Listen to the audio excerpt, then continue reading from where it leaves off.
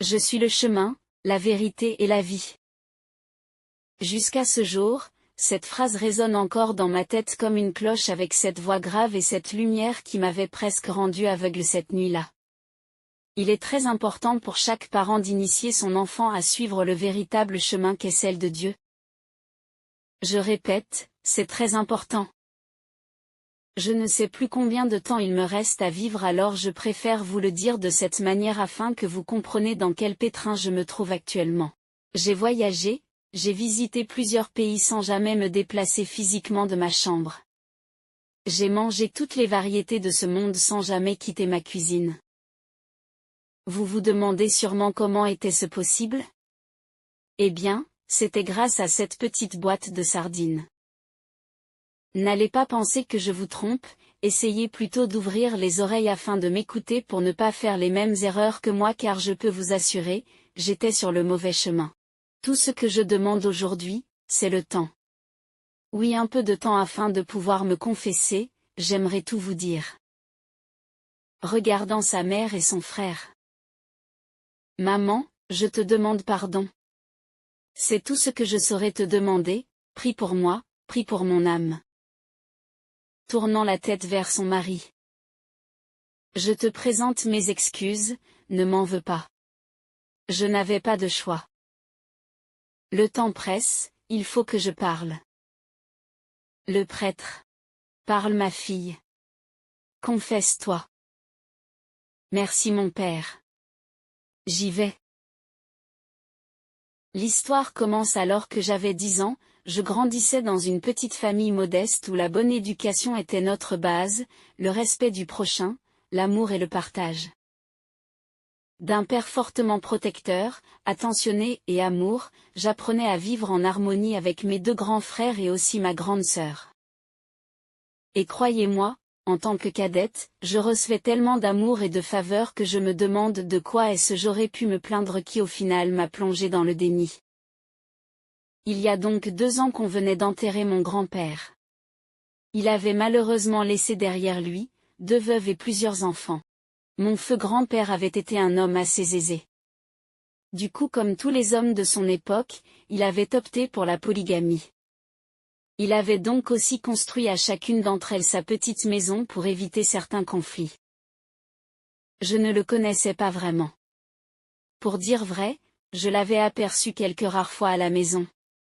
Celle que je connaissais vraiment, c'était ma grand-mère, pas parce qu'elle venait constamment à la maison, non. Mais vous allez comprendre pourquoi. Ma grand-mère, la mère de mon père, était une femme de caractère qui ne se laissait pas dominer. Malgré son âge, elle avait du charisme et depuis la mort de son mari, elle était celle-là qui prenait les décisions sur certaines choses qui concernaient la famille. Tout avait commencé un jour, alors qu'elle était de passage avec son église dans la ville, elle a fait un saut à la maison pour rendre visite, mais malheureusement mes parents n'étaient pas là. J'étais avec mon frère qui prenait son bain et moi j'étais en train de visionner. Tes parents ne sont pas là, Erika? Non, ils sont sortis, grand-mère, mais il y a Kevin qui prend sa douche. Tu peux attendre. Non. Je ne suis pas venue pour m'être long. Le car m'attend et je dois partir. Tu diras à ton père que j'étais là. Salut aussi Kevin de ma part. D'accord, grand-mère. C'est ainsi qu'avant de partir, elle sortit de son sac un biscuit à moitié ouvert et me remit. Le biscuit m'a dépassé. Au lieu que ça s'écrase dans mon sac. Tiens-le. À 8 ans, quel enfant pourrait refuser le biscuit de sa grand-mère? Avec toute la joie, je pris le présent et je me mis à déguster jusqu'à la dernière miette. Grand-mère s'en alla et quelques minutes après, Kevin, qui avait terminé de prendre son bain, me demanda. J'ai entendu comme si tu parlais avec quelqu'un. Oui, c'était grand-mère. Grand-mère? Elle était là? Oui. Mais elle dit qu'elle doit repartir avec le quart de son association. C'est elle qui t'a ramené le biscuit? Mais pourquoi tu n'es pas venu m'appeler? Elle a dit que ça ne valait pas la peine. D'accord. De toutes les façons, j'ai entendu papa dire qu'on ira passer du temps avec elle pendant les vacances. Ah bon? Je n'étais jamais allée au village mais j'en mourais d'envie. J'avais envie de rencontrer mes cousins, mes cousines et aussi de vivre cette expérience nouvelle. J'ai discuté avec Kevin puis, je crois que j'étais allée jouer dans la cour. Lorsque mes parents sont revenus, je leur ai annoncé la nouvelle mais ils étaient surpris. Ta grand-mère? Quelle grand-mère? Mes grand-mères. Elle m'a même rapporté un biscuit. Erika, tu es sûre que ça va? Ta grand-mère est actuellement malade au village? Et ma mère de continuer. Nous sortons comme ça lui expédier des médicaments. J'avais beau expliquer à mes parents que grand-mère était là mais ils ne m'ont jamais cru. J'ai même montré l'emballage du biscuit comme preuve mais ils ne m'ont toujours pas cru. Ce n'est pas Kevin qui allait me sauver, au contraire il fit comprendre à mes parents qu'il ne m'a pas cru. Je ne comprends pas comment grand-mère peut arriver et repartir sans même faire une heure de temps. Je vous assure que je l'ai vu. Mon insistance m'a valu un blâme et l'interdiction d'en reparler. Mais c'est plus tard que j'avais compris que nous tous avions raison et que ce jour, grand-mère m'était apparue pas physiquement mais mystiquement. Ce jour était passé et après plusieurs autres, nous avons oublié cette discussion. Je n'ai plus eu de nouvelles sur la maladie de ma grand-mère mais je n'ai cessé de la voir ou alors de l'apercevoir si vous voulez. Je jouais dans la cour avec des voisines lorsque subitement j'ai ressenti l'envie de boire de l'eau. Je suis entrée à la maison pour me rendre à la cuisine.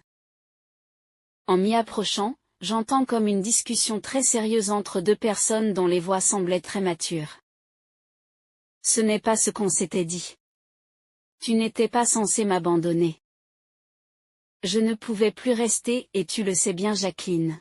Jacqueline était ainsi le prénom de ma grand-mère. Oui mais, tu ne m'as même pas dit un petit au revoir. Désolé mon amour. Mais à présent je viens te voir. Selon toi, ça suffit? Dis-moi pourquoi tu m'amènes chez Ferdinand. Ferdinand était le nom de mon père. Ce n'est pas ton fils? Tu veux qu'on aille où? Mais chez toi. Tu as une maison ou bien? Tu ne peux pas encore entrer à la maison pour le moment et tu le sais. Jusque-là, je ne sais pas pourquoi j'avais voulu comprendre cette discussion jusqu'à ce niveau mais un moment, je pense, ils ont senti ma présence et se sont arrêtés de discuter. Lorsque j'ai voulu par curiosité savoir qui étaient ces étranges inconnus, je suis tombée sur mon grand-père et ma grand-mère assis sur les chaises de la cuisine. Erika, me dit-elle. Approche-toi. Je n'avais pas eu peur?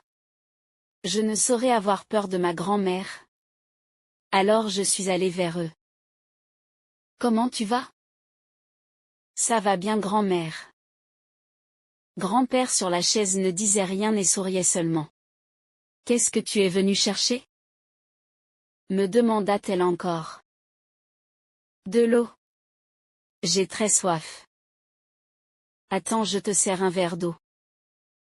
Elle m'a servi un bon verre d'eau, ensuite elle m'a dit. Repars jouer et ne dis pas à tes parents que tu m'as vu. D'accord. Sinon, ils vont encore se fâcher contre toi. Ne leur dis rien, d'accord? D'accord grand-mère. Je rapporterai encore des biscuits. Je ne saurais expliquer cette magie mais elle avait réussi à me convaincre de ne rien dire et c'est aussi ainsi que j'avais caché ce secret à mes parents et même à mes frères. Sauf que mon silence était une porte d'entrée pour eux. Dès ce jour, il ne se passait donc pas une journée où je ne les voyais pas.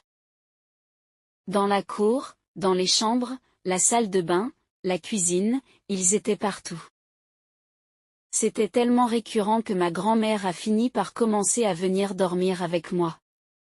Elle arrivait aux environs de 22 heures et me racontait une histoire afin que je m'endorme. Et pour dire vrai, j'étais heureuse car j'aimais, sans toutefois comprendre. Une nuit donc, elle me parla d'un mets, elle me vanta les prouesses de ce mets en me garantissant que j'allais adorer. C'est ma spécialité. Ton père en raffolait. Dès qu'il voyait ce mets, il perdait ses sens. J'ai hâte de le goûter, grand-mère. Lorsque tu viendras au village, je te le ferai avec plaisir. Promis. D'accord, grand-mère.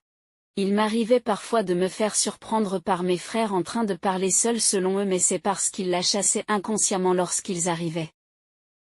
Alors, elle s'en allait pour ne plus revenir, pourtant elle n'avait pas terminé de me raconter son histoire. Pour alors passer plus de temps avec elle, j'ai commencé à mettre une pression incroyable à mon père afin d'aller au village. L'année scolaire tirait à sa fin et je devais me rassurer que les plans de mon père n'avaient pas changé et qu'on irait toujours au village. Une chance. Ou alors une malchance, il n'avait pas changé d'avis. Dès que vous avez vos bulletins, vous allez partir.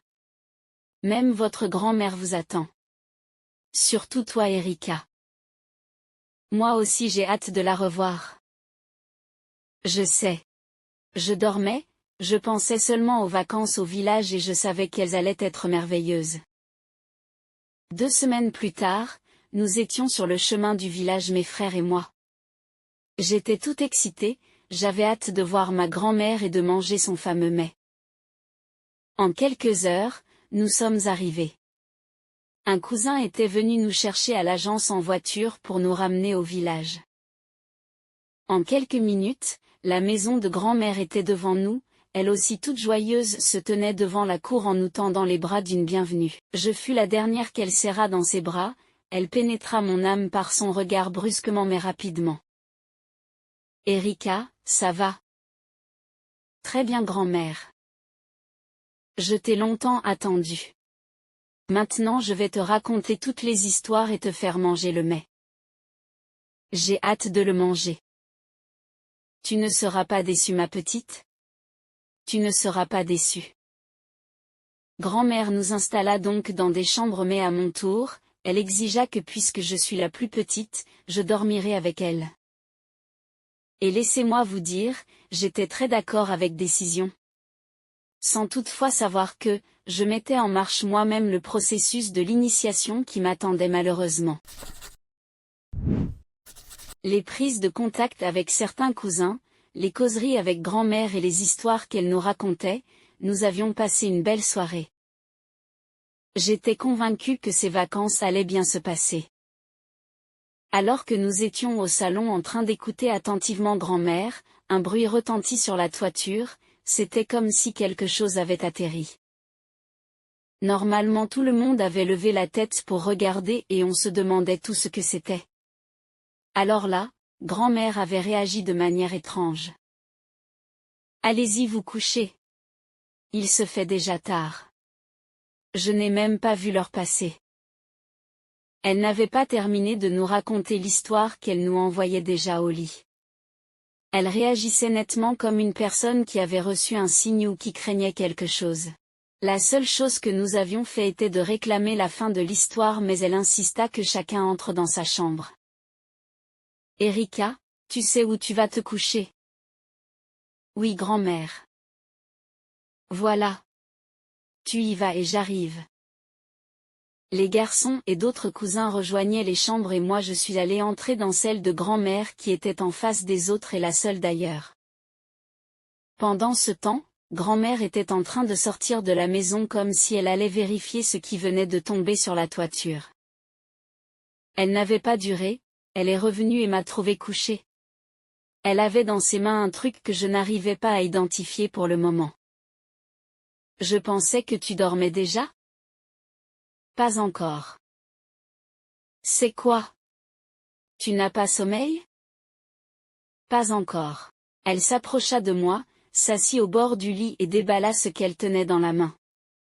Au départ c'était une feuille et dans cette feuille, se trouvait une poudre marronne. Elle prit une pincée avec ses 2 doigts et elle l'introduit dans sa narine droite, puis elle fit pareil avec la narine gauche. Ensuite elle me dit. Assieds-toi, je te mets aussi. Qu'est-ce que c'est, grand-mère? Tu verras, tu vas aimer. On va voyager. Je n'avais même pas eu le temps de me demander de quel voyage parlait elle à l'instant que j'étais déjà assise avec la poudre dans mes narines. Je vous assure que cette nuit, j'ai cru j'allais mourir. Je n'avais jamais éternué ainsi de ma vie. J'éternuais comme si ma vie en dépendait, mes yeux sont devenus rouges, j'ai cru à un moment qu'ils allaient tomber de mes orbites, mon nez qui me faisait déjà mal pendant qu'elle ne faisait que me dire que ça ira. Éternue. Ça va aller. C'est pour ton bien. Je me demandais de quel bien est ce qu'elle parlait quand j'avais mal. Je ne sais à quel moment je me suis endormie mais le lendemain matin, je ne ressentais plus rien et c'était comme si je n'avais jamais éternué ou souffert cette nuit. J'avais juste ce souvenir. La première personne que j'avais vue c'était grand-mère, elle me dit. Je venais déjà te réveiller. Bonjour grand-mère. Bonjour mon bébé. Ça va mieux? Oui. Accompagne-moi alors quelque part. Où ça? En demandant où ça, j'étais déjà descendue du lit, je fouillais ma brosse à dents dans mes affaires et un gant de toilette pour prendre un bain. On ira rendre visite à une de tes grand-mères là. On ira avec Kevin? Non. On ira juste toutes les deux. Kevin lui il est avec les hommes. D'accord. J'ai fait ma toilette puis je l'ai retrouvée ensuite nous avons pris la route. C'était presque dans le village voisin, nous avions marché et pendant qu'on avançait, j'avais l'impression de voir grand-mère autrement. Son visage ressemblait à celui d'un cheval avec une longue gueule et ses pieds avaient des sabots sauf que je n'arrivais pas à poser la question. Je ne saurais même vous expliquer ce qui me faisait rester calme. Mais j'étais sûre de ce que je voyais. Lorsque nous sommes arrivés chez sa soi-disant sœur, nous sommes entrés et déjà depuis l'extérieur, il y avait une très bonne odeur de nourriture. Une fois à l'intérieur, se trouvait une marmite posée sur du feu de bois en train de cuire. Ma sœur, tu es déjà là? Je t'ai dit que je serais là très tôt. Oui. C'est l'enfant ici? Bonjour Erika, comment tu vas? Ça va grand-mère. Comme tous les enfants bien éduqués, j'avais aussi appelé cette femme grand-mère et elle m'a répondu. C'est déjà presque cuit. Tu lui as donné la prise hier nuit. Je tiens à vous rappeler que cette conversation se déroulait en dialecte et à mon âge à cette époque je ne comprenais que dalle. Oui, ça a bien agi. Il fallait voir comment ça s'agitait dans son ventre toute la nuit. C'est que c'est bien. C'est là. Oui. Grand-mère me demanda de m'asseoir. Pendant que j'étais donc assise, il y a des personnes qui ont commencé à rentrer dans la maison. Des personnes âgées ainsi que quelques jeunes. Des sorciers. Puis on enleva la marmite du feu et on la plaça au centre de la maison, je ne m'étais même pas rendu compte que nous avions déjà formé un cercle. On ouvrit la marmite et à l'intérieur, il y avait un mets dans des feuilles. Ils détachèrent les feuilles et on me dit. Serre-toi. J'ai regardé ma grand-mère qui m'a encouragée car j'aurais voulu lui dire que papa ou alors maman nous interdisait de manger dehors. Mais puisque j'étais avec grand-mère, on m'a remis un plat et j'ai pris une petite quantité d'abord. Le but était juste de manger d'ailleurs. Ils étaient en train de m'observer, ils ont attendu que je mange puis ils se sont servis à leur tour. Je ne le savais pas encore, mais c'est ce jour que j'avais terminé mon initiation à la sorcellerie. Au départ lorsque nous sommes arrivés dans cette maison ma grand-mère et moi, j'étais très mal à l'aise malgré le fait qu'elle me rassurait. Mais après avoir fini de manger, j'ai ressenti quelque chose de différent, un changement dans mon organisme et une nouvelle façon de faire les choses. Je me sentais bien dans leur présence désormais et j'irai plus loin en vous disant que je m'initiais à leur causerie. Ce qui m'a semblé bizarre c'est lorsque pour la première fois j'ai commencé à voir des choses que je ne voyais pas. Des choses comme les cornes sur les têtes de certains, des pieds en sabots, je parle surtout de ma grand-mère et des individus qui avaient des queues à leur tour. Cette fois, puisque c'était de trop et que c'était la première fois, j'ai demandé à ma grand-mère ce qui se passait. Grand-mère, est-ce que tu vois aussi ce que je vois? Oui. Ne t'inquiète pas. Tu dois déjà t'y habituer. Regarde toi-même tes jambes. J'ai regardé et moi j'avais une queue de sirène. J'ai hurlé mais ils m'ont convaincu que ce n'était rien. J'avais passé presque toute la journée avec grand-mère de ce côté-là avant de rentrer. Il était environ 18h ou 19h par là lorsque nous prenions le chemin retour. Nous traversâmes donc des bosquets mais ce que j'apercevais était au-dessus de mes attentes. Dans le ciel, je voyais des objets volants, des animaux dont on n'imaginait plus l'existence qui traversaient et perçaient les nuages. On aurait dit des oiseaux. D'un autre côté, sur les arbres se trouvaient des hiboux qui ululaient à mon passage et des chauves-souris qui devant nous montraient le chemin. J'avais très peur, j'avais l'impression que ces choses allaient se jeter sur nous. Sauf que le léger sourire et la sérénité de ma grand-mère me rassuraient quelque part. Jess, tu vois, ils sont contents de t'avoir parmi nous désormais. Parmi nous?